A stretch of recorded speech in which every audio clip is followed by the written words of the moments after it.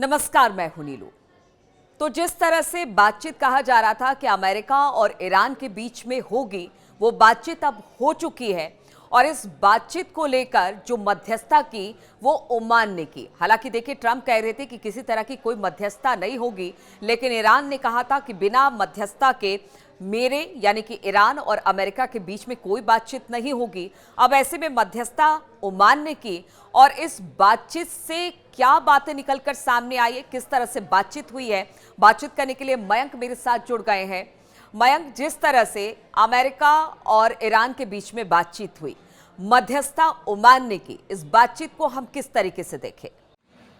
देखिए, ईरान और अमेरिका के बीच ओमान में जो बातचीत हुई न्यूक्लियर डील को लेकर, इस पे पूरी दुनिया की नज़रें थी और पहले दौर की बातचीत पूरी हो गई है। अब देखिए, इस बातचीत के बाद इंटरनेशनल मीडिया में या जो एक्सपर्ट्स हैं उनके बीच में जो चर्चाएं हैं, इनमें 5 बड़ी बातें निकल के सामने आ रही हैं, या अगर दूसरे शब्दों में हम कहें या मैं सीधा कहना चाहूँ तो ये ईरान की 5 बड़ी जीत है। इसको ईरान की 5 बड़ी डिप्लोमेटिक जीत बताया जा रहा है। हम एक-एक करके बात करते हैं। देखिए, पहली बात, ईरान शुरू से ये कह रहा था कि हम सीधी बात अमेरिका से नहीं करेंगे, और बिल्कुल वैसा ही हुआ। जो मुलाकात ओमान में हुई, उसमें इस मुलाकात में बैठक में देखिए अमेरिका की तरफ से स्टीव विटकॉफ शामिल थे, जो कि ट्रंप के एनवॉय हैं। साथ में अब्बास अराक्ची थे, ईरान के जो विदेश मंत्री हैं, और ओमान के विदेश मंत्री बद्र बिन हमाद।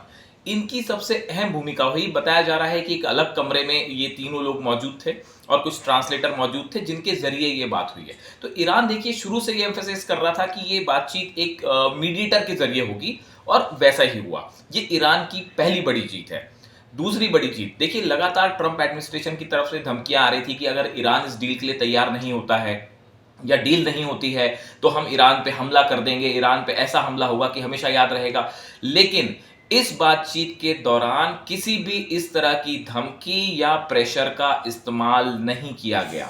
देखिए, ईरान की तरफ से ये भी कहा गया है और अमेरिका की तरफ से भी बात सामने आई है कि बेहद शांतिपूर्ण माहौल में ये बात हुई। ईरान के ऊपर किसी भी तरह की धमकी या हमले की बात इस टॉक्स में नहीं हुई है। ये ईरान की दूसरी बड़ी जीत है। तीसरी बड़ी जीत, इस डील में ईरान किसी भी तरह के दबाव में नहीं आया है। इस चर्चा के दौरान आप देखिए, मीडिएटर के थ्रू बात हुई है, रिस्पेक्टफुल माहौल में बात हुई है।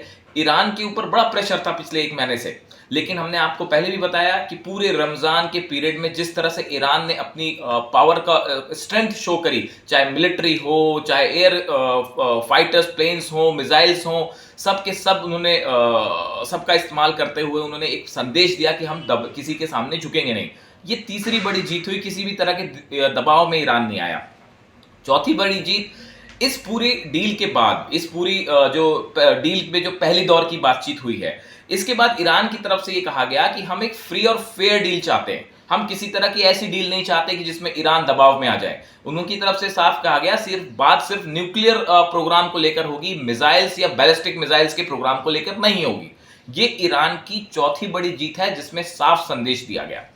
पांचवी बड़ी जीत जो है, देखिए, नेतन्याहू लगातार कह रहे थे कि लीबिया स्टाइल में ईरान के न्यूक्लियर प्लांट पर प्रतिबंध लगना चाहिए या बैन लगना चाहिए। ऐसी कोई बात इस चर्चा के दौरान सामने नहीं आई है। और इस डील पे जो चर्चा हुई, पहले दौर की बातचीत हुई, उसके बाद ये कहा गया कि अब अगले दौर की बातचीत अगले शनिवार को होगी। लेकिन किस कंट्री में होगी ये अभी तय नहीं है। 1-2 दिन में नाम सामने आ जाएगा, लेकिन ओमान में नहीं होगी। तो देखिए, ये एक प्रकार से इंटरनेशनल मीडिया में या जो एक्सपर्ट्स बता रहे हैं, ये ईरान की 5 बड़ी जीत है। और इस बैठक को लेके ये माना जा रहा है कि आने वाले कुछ दिनों में ये जो टॉक्स है किस दिशा में आगे बढ़ती हैं, ये सामने आएगा। तो क्या आप जिस तरह से कह रहे हैं कि उम्मीदों भरी ये बातचीत थी और आगे आने वाले शनिवार को अब एक बार फिर से दूसरे दौर की बातचीत होगी, तो क्या हम इसे एक सकारात्मक बातचीत के तौर पर देख सकते हैं?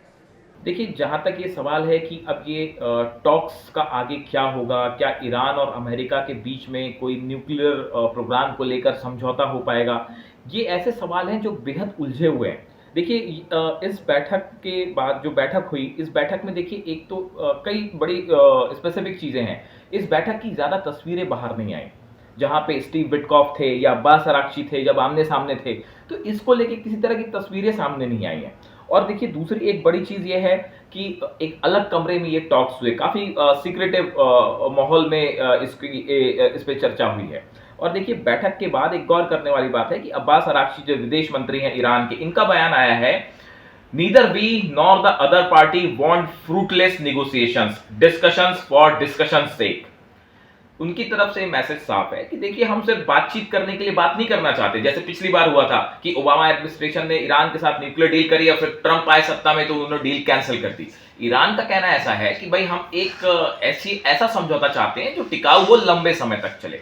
कहने का मतलब यह है कि ईरान की तरफ से, देखिए हम बार बार कह रहे हैं कि एक डिप्लोमेटिक स्टैंड जो लिया गया पिछले 1.5-2 महीने में बहुत मैच्योर है। विदेश नीति के स्तर पर, युद्ध की तैयारी के स्तर पर, इंटरनेशनल स्टेज पे, तीनों जगह ईरान ने जबरदस्त क्षमता का प्रदर्शन किया है। और इस जो टॉक्स हुई हैं ओमान में, इसमें भी ये बात निकलकर सामने आई कि ईरान का स्टैंड जो है वो अंतरराष्ट्रीय स्तर पर बहुत बेहतर हुआ है और ईरान के लिए समर्थन भी बढ़ा है। अब देखिए अगले दौर की बातचीत अगले शनिवार को होगी। कौन सी कंट्री में होगी हमने बताया कि अभी 1-2 दिन में बात समझ में आ जाएगी। लेकिन देखिए 1-2 बातें हैं कि इस पहले दौर की बातचीत के बाद ईरान के ऊपर किसी तरह का जो एक दबाव बनाने की कोशिश हो रही थी नेतन्याहू के, अमेरिका के द्वारा, वो तो हवा हो गई। ईरान ने मैसेज दे दिया कि भाई हम किसी के दबाव में नहीं। अब दूसरी चीज यहां से ये भी बात साफ रखनी पड़ेगी कि किसी भी तरह की दबाव में आने के बाद ईरान को किसी तरह का दबाव डाल के कोई जबरदस्ती कोई डील नहीं करवाई जा सकती। ये एक बात ऐसी है जो इस पूरे न्यूक्लियर प्रोग्राम को लेकर कोई डील होती है उसका भविष्य तय करेगी। देखिए क्या डील होगी, नहीं होगी, कितने वक्त में होगी, ये आने वाला वक्त बताएगा। लेकिन एक स्टैंड साफ है कि ना तो खामेनेई किसी के दबाव में है, ना ईरान दबाव में है, और एक फ्री और फेयर डील होगी। यही ईरान को मंजूर होगा, यही पुतिन को भी मंजूर होगा और यही शायद चीन को भी मंजूर होगा। हम बार बार कह रहे हैं चीन और रूस का समर्थन लगातार ईरान के साथ है, जो इस डील की दशा और दिशा तय करेगा। तो देखिए बातचीत हुई है और बातचीत के बाद कहा यह जा रहा है कि ये बातचीत सकारात्मक हुई है।